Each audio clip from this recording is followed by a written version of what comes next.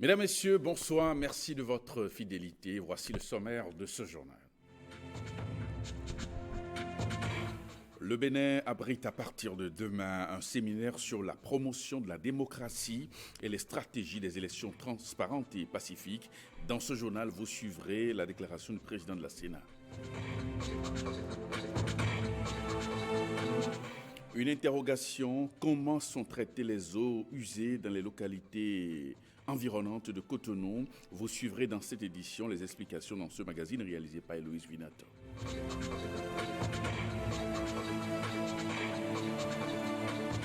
À l'étranger, l'état d'urgence décrété au Pérou suite au débordement de rivières et des glissements de terrain ayant fait 60 morts et des milliers de sans-abri.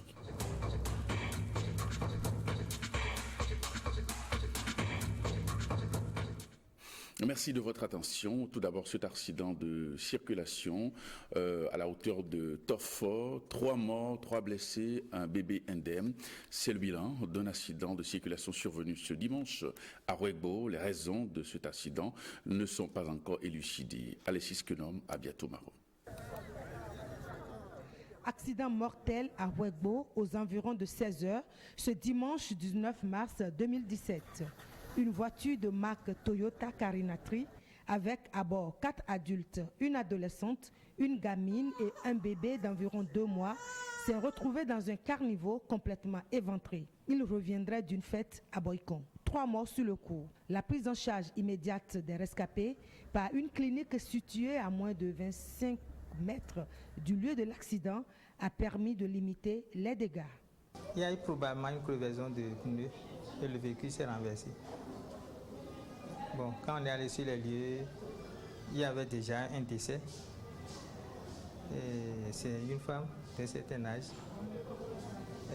On a reçu une fille de 7 ans qui a eu un traumatisme crânien. Elle était dans un subcoma. Il y a une femme de 14 ans, une fille de 14 ans qui a une fracture des 2 os de l'avant-bras droit et une plaie très profonde de la jambe droite également, une plaie au niveau suborbitaire. Il y a une 3e femme qui doit avoir une fracture du fémur droit parce qu'elle n'arrive pas à bouger, la cuisse est très enflée. Donc on a pu faire la suture pour la fille de 7 ans et la fille de 14 ans. Mais leur état nécessite qu'on les évacue.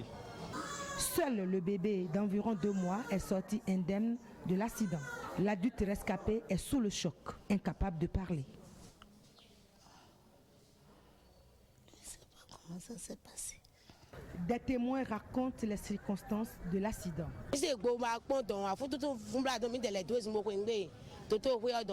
On a entendu un grand bruit suivi de poussière. C'était un accident. C'est le vieux qui a essayé d'éteindre le feu qui a sorti les corps. Le véhicule a été poussé dans un grand caniveau par un bus qui l'a dépassé.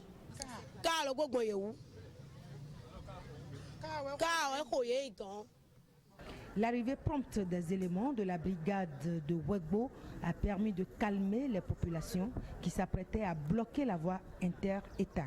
Elles réclament des dos d'âne à l'entrée de leur ville. Du 20 au 23 mars prochain aura lieu à Cotonou un séminaire sur la promotion de la démocratie et les stratégies des élections transparentes et pacifiques. Une 50aine de pays de l'espace francophone y sont attendus. En prélude à cette rencontre, Emmanuel Tiando a tenu un point de presse. Suivez ici un extrait de sa déclaration au micro d'Enoch Akbo.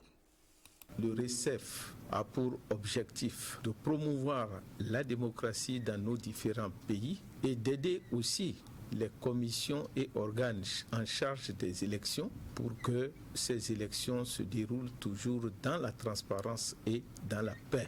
Le RECEF, c'est le réseau des compétences électorales francophones, c'est-à-dire qu'il s'agit d'un certain nombre de commissions ou d'organes d'élection dans notre espace francophone qui se sont retrouvés pour créer le RECEF en 2011. Notre pays a été désigné pour organiser à la fois l'Assemblée générale du RECEF ici à Cotonou et organiser en concertation avec l'OIF la tenue de ce 5e séminaire qui s'ouvre le lundi prochain. Ce séminaire porte sur le thème suivant: un financement politique et des élections équitables et transparentes. Est-ce que nous pouvons organiser le financement des élections et être certain que ce financement s'opère dans des conditions de transparence et d'équité pour que chaque candidat et chaque parti politique puisse effectivement avoir accès à ce financement et qu'il n'y ait pas, pour ainsi dire, d'inégalité dans le financement. Il s'agit aussi de nous poser la question de savoir comment contrôler ces dépenses, ce financement des dépenses. Abdou Dieng, directeur régional Afrique de l'Ouest et du centre du programme alimentaire mondial, était en fin de semaine à Laké, dans ce village de Dangbo. Il a visité un complexe scolaire où l'approche intégrée de l'alimentation à l'école est mise en œuvre. Guillaume Avienou et Nokadandé. Abdou Dieng, directeur régional de l'Afrique de l'Ouest et du centre du PAM, le programme alimentaire mondial, accueilli en pompe au complexe scolaire Laké dans la commune de Dangbo. Une étape cruciale dans le programme de visite de travail de 48 heures qu'il effectue au Bénin. Dans cette école de 464 enfants, maternels et primaires y compris, où la phase pilote de l'alimentation scolaire sous l'approche intégrée est mise en œuvre, ce responsable du PAM vient voir les enfants déjeuner et primer par la même occasion des cuisinières pour leur apport dans la conduite de la dite approche. Depuis l'année dernière, à peu près 250 000 enfants sur les 500 000 qui doivent recevoir une alimentation scolaire, depuis l'année dernière ne les reçoivent pas pour des raisons certainement liées à la bureaucratie. Mais à la fin, celui qui est pénalisé, c'est l'enfant. Le PAM en pleine réforme souhaite renforcer son partenariat avec le gouvernement dans le but d'accroître la fréquentation et le maintien des apprenants à l'école via les cantines scolaires. Des études sont en cours, n'est-ce pas, du moins ce que nous pouvons retenir de l'entretien que nous avons eu avec le directeur régional tout à l'heure, comme quoi les perspectives sont bonnes. Le PAM au Bénin, ce sont 100 000 écoliers dans 570 écoles réparties dans 17 communes à qui on garantit le déjeuner tous les jours ouvrables. À Banikwara, les candidats aux examens du baccalauréat du BEPC n'ont plus de soucis à se faire. Le conseil communal dirigé par Bio Sarako Tamou vient de leur donner un coup de pouce avec un montant de 6 millions de francs CFA, une action qui vise à renforcer leur capacité pour de meilleurs résultats. Fimin Bassao, Judikel Aïna. Les élèves candidats aux examens du BEPC et du bac désormais aguerris. Un peu plus de 6 millions de francs CFA déboursés par le conseil communal de Banikwara au profit de 2017 candidats à ces différents examens.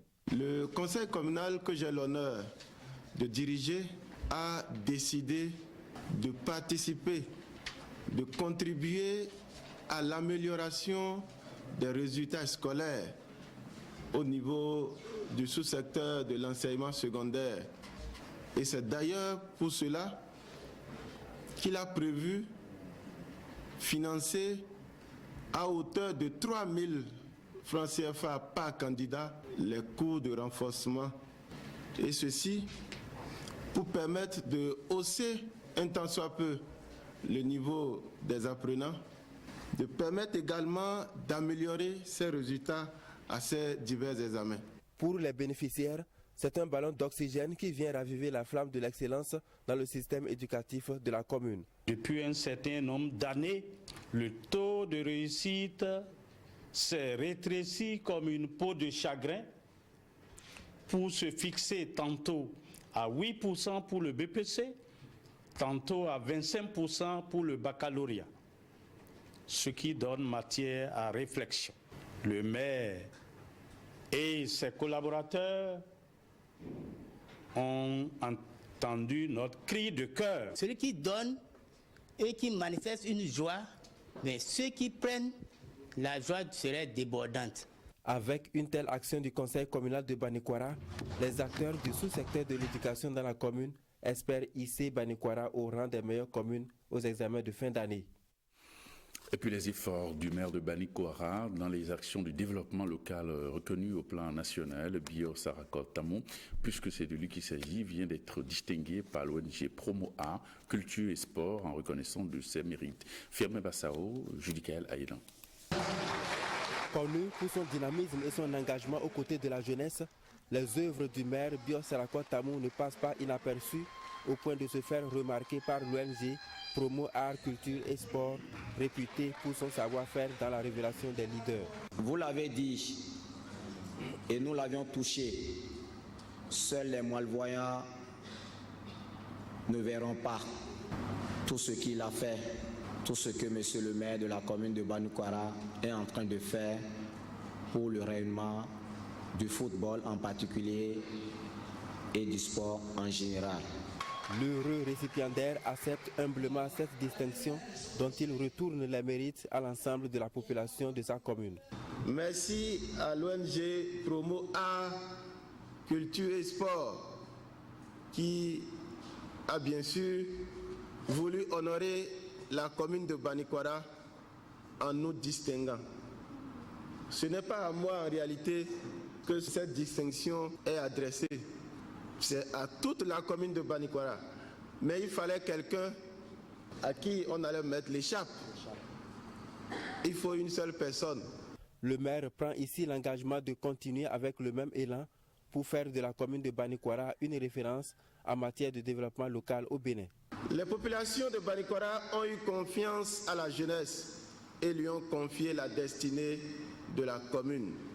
Cela veut dire que la jeunesse ne doit pas faillir, que la jeunesse doit être à la hauteur des attentes des populations de Banikwara, que la jeunesse doit respecter ses engagements de développement. Comptable gestionnaire de formation, le maire Bio Sarakot est l'un des plus jeunes des 77 communes du Bénin.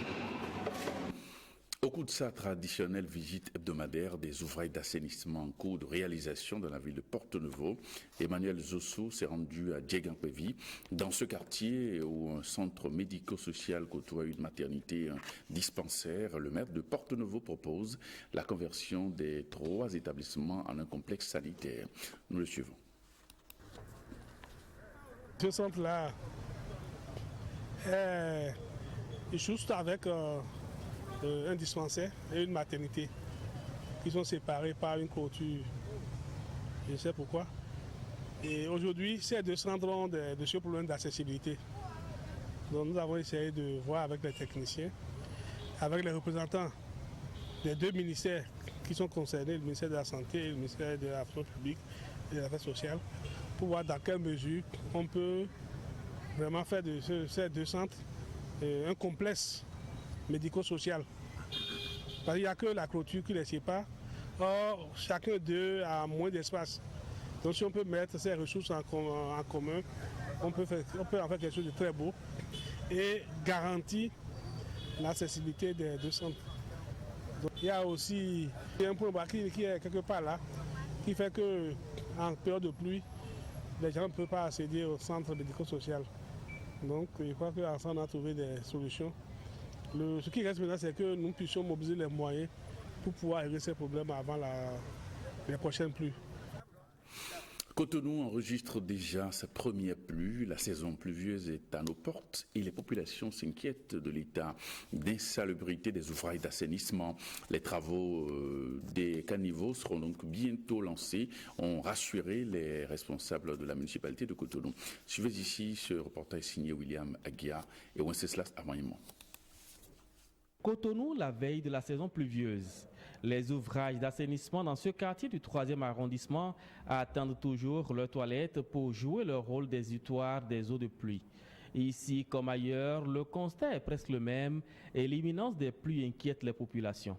Caniveau mi ton le do Cotonou e Kuti town. Mais de Cotonou poto gouvernement mi ton ko poto ministre de patia nous to na me ko ye ni quelqu'un bo dalo to nous to ni tan bo hunukun. Si la mairie de Cotonou pouvait venir arranger ces caniveaux à temps, ça serait bien avant que la pluie ne commence, parce que dans peu de temps, les pluies vont commencer.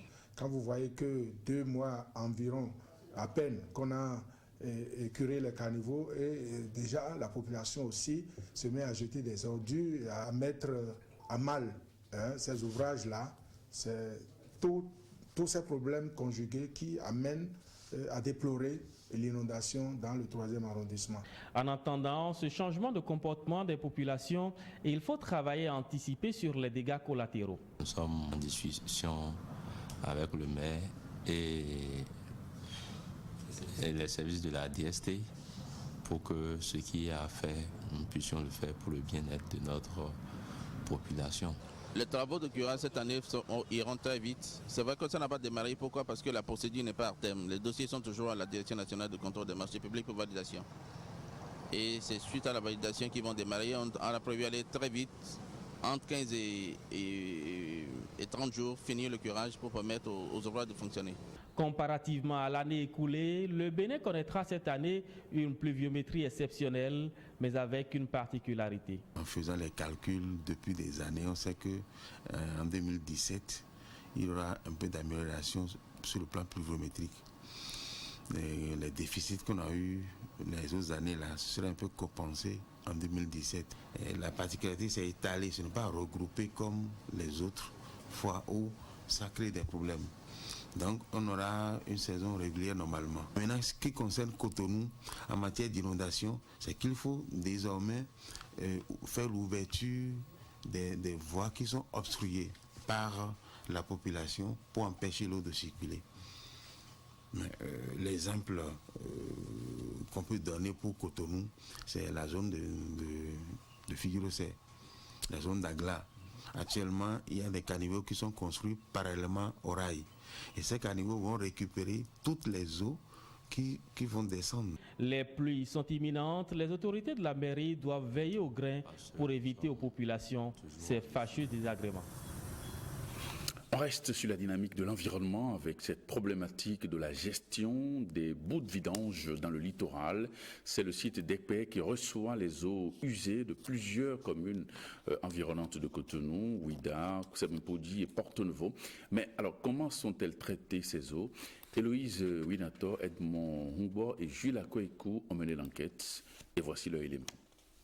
Nous sommes ici sur le site de traitement des eaux usées d'Ekpé. La capacité des bassins au départ, c'est-à-dire dans les années 90, était de 180 mètres cubes le jour. Aujourd'hui, elle est passée à 500 mètres cubes, soit un dépassement de plus de 300 mètres cubes le jour. Réalisé par la société Cibo sur fonds propres, sur une superficie de 4 hectares il y a une vingtaine d'années, ce centre reçoit en moyenne 50 camions de 12 mètres cubes quotidiennement. Les ouvriers à l'œuvre. Nous avons 3 ouvriers sur les bassins. Ils s'occupent de dégager chaque fois les déchets grossiers qui ont échappé au dégrillage. Nous avons 3 autres ouvriers sur les dégrilleurs qui, au départ, quand les camions viennent, après le défaissement des boues sur les dégrilleurs, eux autres s'occupent avec des pelles et des brouettes d'enlever les boues qui n'ont pas pu passer par les mailles du dégrilleur. Tout ce qui nous dérange ici, ce sont les odeurs nauséabondes qui s'y dégagent. La technologie utilisée, le lagunage. Le lagunage comporte plusieurs parties. La première partie, c'est ce que nous appelons le pré-traitement. Lorsque les camions arrivent, vous avez vu, les camions déversent les déchets. Ces grilles permettent de retenir les déchets grossiers.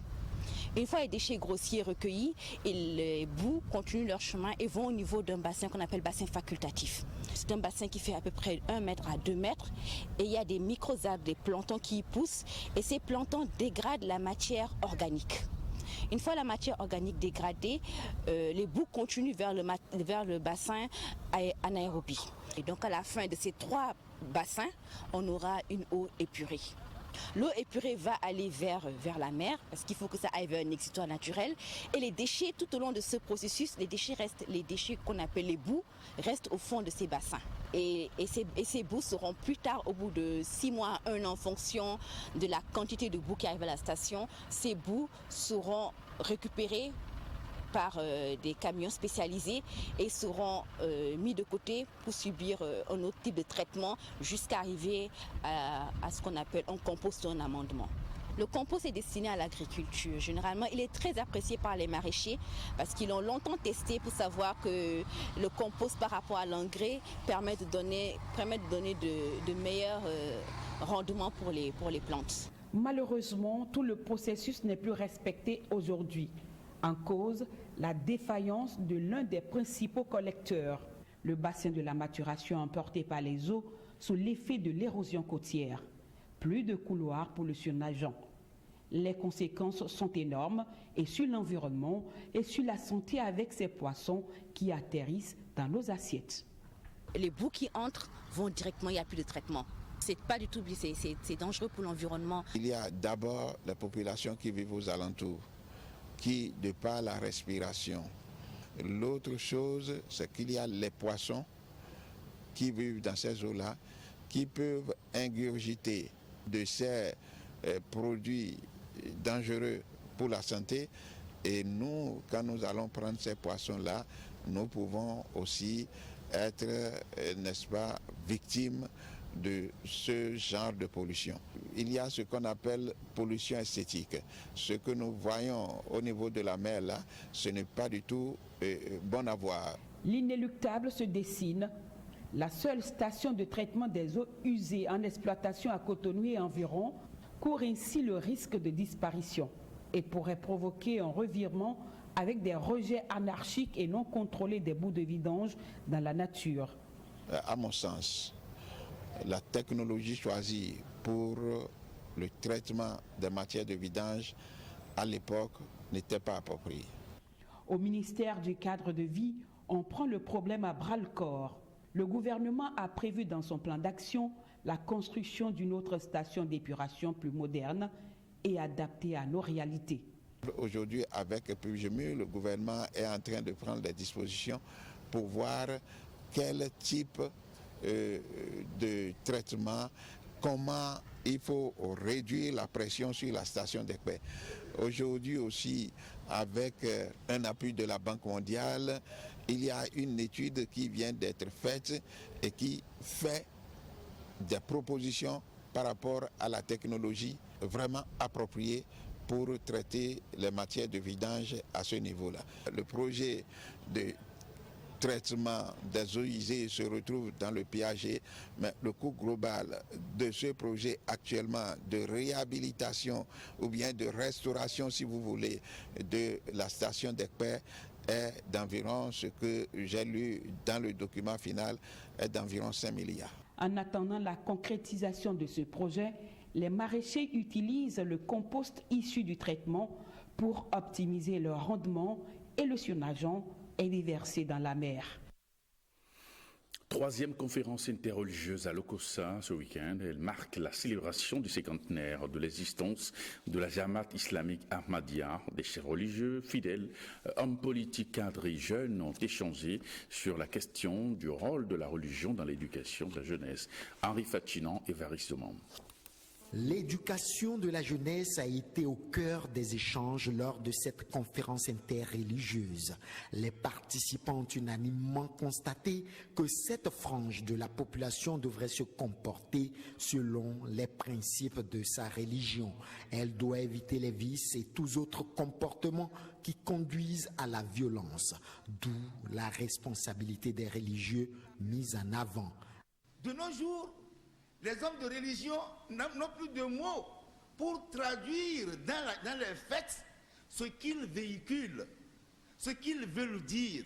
C'est pourquoi il y a, n'est-ce pas, cette dépravation, surtout chez nos jeunes, les jeunes d'aujourd'hui.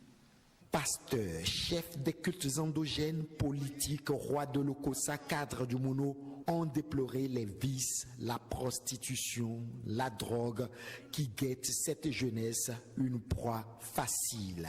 Pour la Jamaat islamique Ahmadiyya du Bénin, cette jeunesse doit retenir l'attention de toutes les religions qui devraient s'impliquer davantage dans son éducation. En tant que leader religieux, notre responsabilité est importante envers les membres de notre communauté de façon générale et en particulier envers les jeunes filles et garçons. Bien que l'éducation commence à la maison. La tolérance religieuse, l'acceptation des différences sont prônées par toutes les religions. Reste maintenant que chaque fidèle vive cela au quotidien. Le conte est un récit imaginaire attrayant pour donner des leçons afin de corriger l'état de la société. La communauté internationale célèbre demain, 20 mars, la journée de la francophonie. Et à Parakou, des séances de contes sont au programme de cette célébration. C'est ce que nous dit Claude Adigui, c'est ce que nous disent Claude Adigui et Agathe Adjikpeto dans ce reportage. Il était une fois. Depuis des temps immémoriaux, les contes ont joué un rôle important dans le tissu familial. En Afrique, cette fonction sociale du conte tient à travers l'oralité qui tend à disparaître. Si l'Afrique s'est rattrapée dans les écritures de contes, ce qui n'est pas le cas dans d'autres continents comme l'Europe. De premier abord, je pense que les contes européens et notamment les contes français étaient des contes écrits. Pour ce qui concerne l'Afrique et notamment l'Afrique noire, il s'agit surtout de contes oraux. À travers le conte, l'apprenant apprend à articuler les mots, l'apprenant apprend à former des phrases, l'apprenant apprend la logique du début jusqu'à la fin, jusqu'à la conclusion où il fait sortir la leçon morale. Ce lundi 20 mars 2017, le monde entier célèbre la journée des contes. Elle coïncide avec la journée internationale de la francophonie. Ici à Parakou, des programmes sont prévus pour rendre agréable cette célébration. À partir du 22 mars, nous allons faire une descente dans les lycées, ou bien carrément au lycée Mathieu Bouquet de Parakou, pour faire une intervention avec les conteurs, pour aller vers le public, pour leur montrer comment on dit les contes. Hommes, femmes et enfants sont donc invités à ces rendez-vous, lesquels enracinent les contes dans leur contribution à l'éducation et à la transmission de la tradition. À l'étranger, un brusque réchauffement des eaux du Pacifique au large du Pérou a provoqué des pluies diluviennes et qui ont à leur tour déclenché des débordements de rivières et des glissements de terrain faisant 60 morts et plus de 7 000 sans-abri. La moitié du pays a été déclarée en état d'urgence. Reportage. Les équipes de sauvetage ont sauvé des douzaines de personnes en utilisant un système de cordes et de poulies lorsque les inondations ont transformé les rues en rivières. Des douzaines ont été bloquées sur les toits de leur maison à mesure que l'eau montait. D'autres ont été surpris par les courants rapides qui leur arrivaient jusqu'aux aisselles, mais ont réussi à s'accrocher à une corde. On ne peut pas traverser, il y a beaucoup de personnes qui veulent atteindre leur maison. Heureusement, l'aide arrive. Des centaines de personnes ont été évacuées par voie aérienne. Le président du Pérou a mis des fonds à disposition pour les efforts de reconstruction. La reconstruction est évaluée pour le moment à environ 240 millions de dollars, mais le plus important est la sécurité des Péruviens. Les officiels du gouvernement ont annoncé qu'un demi-million de personnes ont été déplacées, mais le pire reste encore à venir. Des douzaines de personnes ont assisté à la destruction de leurs foyers, emportés par les torrents et rivières gonflées par les pluies. Adolfo Salazar est le propriétaire de la Maison Verte. Nous allons tout perdre, notre maison, tout. Cela nous blesse énormément. Nous voulons que le gouvernement manifeste au moins un peu d'intérêt envers nous en tentant de bloquer la rivière. Rejetant la faute sur les vibrations provoquées par les camions, les résidents tentent de bloquer la route qui est l'une des principales de la capitale en direction de l'Est. Ici, 60 maisons vont bientôt s'effondrer, parce que si celles devant s'écroulent, les autres suivront. Malgré la montée des eaux, il n'y a pas suffisamment d'eau potable, ce qui force toutes ces personnes à emprunter des routes dangereuses pour atteindre des sources d'eau. De plus, des glissements de terrain bloquent les routes et les livraisons.